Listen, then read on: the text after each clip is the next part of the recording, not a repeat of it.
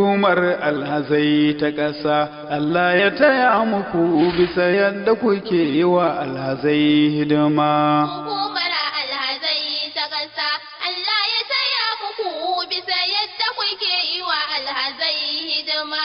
Tabaraka zul'ula dukkanin rahama daga gunka ne ta fito. Hukumar alhazai ta ƙasa, Ka yi mana agaji da dubin hikima ga abin da zan ambato. kuna yi wa alhazai hidima. Bayani zan yi kan alhazai da hukumomin suna himmato. Bismillahir Rahmanir Rahim wa salatu wa salamu ala nabiyil karim wa ala alihi wa ashabihi wa man tabi'ahum bi ihsan ila yawmiddin. Yan uwa, assalamu alaikum wa rahmatullahi wa barakatuhu. Mune muku barka da shan ruwa da fatan Allah subhanahu wa ta'ala ya karbi wannan ibadu da muke a cikin wannan wata. Muna so mu ja hankalin yan uwanmu wanda Allah madaukakin sarki ya azurta su da yin umara a cikin wannan Ramadan. Mu sani cewa duk wani ibada da mutum zai yi a wajen Ramadan, idan har ya aikata ta a cikin Ramadan, to lallai ladansa yana ninkuwa kamar yadda Annabi sallallahu alaihi wasallam ya faɗa, saboda albarkacin shi wannan wata. Daga cikin ayyuka masu falala shine shayar da ruwa. Annabi sallallahu alaihi wasallam ya kwadaitar da musulmi akan cewa duk wanda ya shayar da wani musulmi ruwa a yayin da yake bukata, to lalle Allah madaukakin sarki zai shayar da shi daga ar-rahiq al-maktum. Wannan rahiqul maktum abin sha ne a cikin aljanna, wanda abin sha ne irin lafiyayye gangariya wanda ba abin sha kamar sa a cikin aljanna. To Annabi sallallahu alaihi wasallam ya kwadaitar duk lokacin da ka shayar da wani ruwa a lokacin da yake bukata, to lalle Allah madaukakin sarki zai shayar da kai daga wannan ruwa.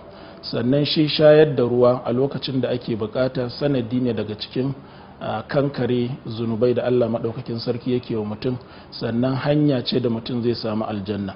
Akwai hadisai guda biyu, Annabi sallallahu alaihi wasallam ya ba da labari akan wani mutum da ya shayar da kare ruwa, kuma sanadiyar wannan shayarwa Allah maɗaukakin sarki ya masa gafara.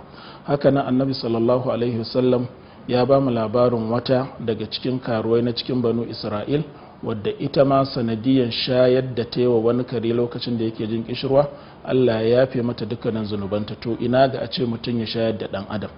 Don haka shi shayar da ruwa kuma daga cikin falalarsa hanya ce da Allah maɗaukakin sarki yakan yaye wa mutum duk wani bala'i da yake ciki.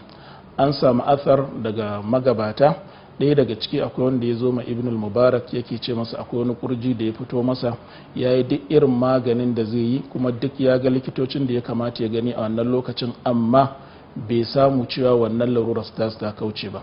Don haka Ibn al-Mubarak rahimahullahu ta'ala ya ba shawara, ya ce ya je ya haƙa rijiya a gurin da mutane suke buƙatar ruwa, kuma mutumin nan ya je cikin kwana 7 Allah maɗaukakin sarki ya yaye masa wannan cutar. Don haka a takaice dai shayar da ruwa musamman a cikin watan Ramadan ga wanda Allah maɗaukakin sarki ya bashi damar ya je umara, to yana da falala matuƙar gaske. Muna fatan Allah maɗaukakin sarki ya samu dace.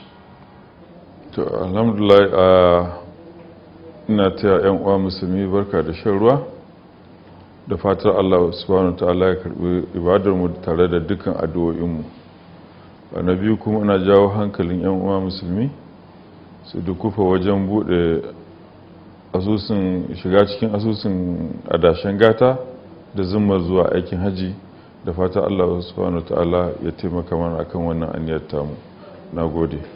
Duk da matsin tattalin arziki da ake fuskanta da kuma durkusar da tattalin arziki da annobar corona ta yi, hukumar kula da aikin hajji ta ƙasa ta bullo da wani kyakkyawan tsarin taimakawa musulmai marasa ƙarfi domin su cika ɗaya daga cikin shika-shikan musulunci ta hanyar bullowa da tsarin adashin gata don zuwa haji. Tsarin adashin gatan don zuwa haji mai sauƙi ne da ke rage tsadar zuwa haji ga al'ummar musulmai. Abubuwan da ake bukata don fara zubin adashin gatan sun hada da lambar BBN da na NIN da shaidar biyan kuɗin wuta ko ruwa wato bill. Kana kuma iya rijista ta hanyar shiga shatinmu na yanar gizo wato hajjsavings.jaizbankplc.com. Sannan ana iya tuntuɓar mu ta lambar waya kamar haka: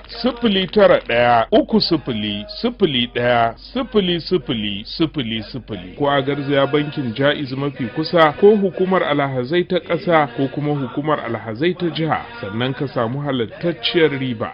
Wannan sanarwa sanarwa ce daga hukumar aikin hajji ta ƙasa NACON tare da haɗin gwiwar bankin Jaiz. yi wa alhazai hidima. Bayani zan yi kan alhazai da hukumomin suna himmato kai